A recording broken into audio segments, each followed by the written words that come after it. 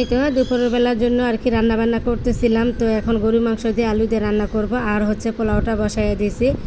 তো আজকের দুপুর থেকে মানে কাল আগামীকাল একদম দুপুর পর্যন্ত আমার ভিডিওটি থাকবে। প্লিজ আমার ভিডিওর সাথে আপনারা সবাই থাকবেন। যদি ভালো লেগে যায় তাহলে প্লিজ একটি লাইক দিয়ে যাবেন মনে করে।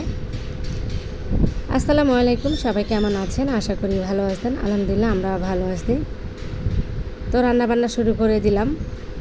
পোলাওটা খুব সুন্দর মানে ঝরঝরে হয়েছে। এখন আর কি পোলাওটা হয়ে গেছে, চুলাটা বন্ধ করে দিব।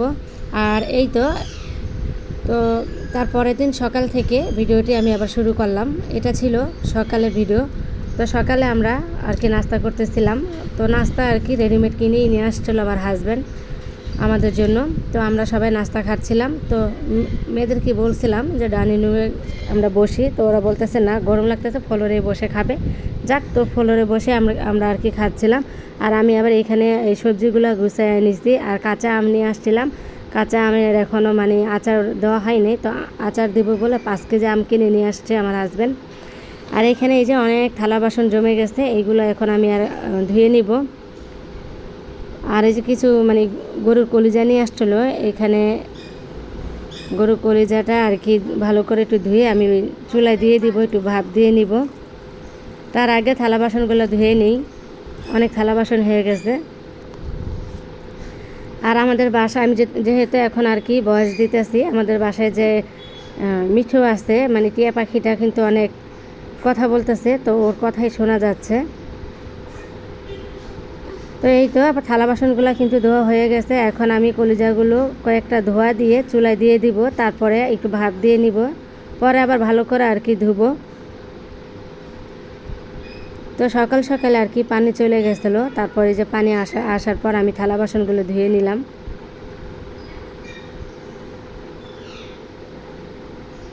তো এখন আমি এগুলো আর কি কলিজাগুলো ভালো করে ধুয়ে নিতে হবে।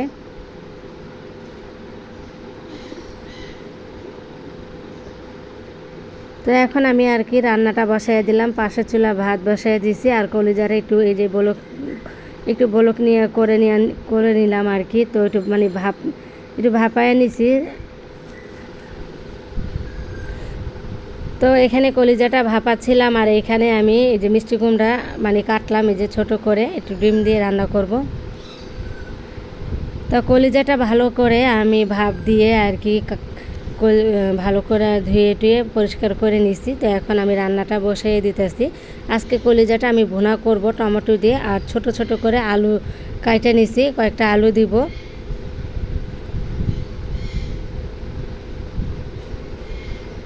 তো এখানে মশলা যা যা লাগবে আমি সব মশলাই দিয়েছি, দিয়ে এখন ভালো করে আমি কষিয়ে নিব। একটু পানি দিয়ে দিব। মশলাটা ভালো করে কষানো হয়ে গেলে আলুগুলো পরে দিয়ে দিব। এখন একটু পানি দিচ্ছি মশলাটা কষানোর জন্য।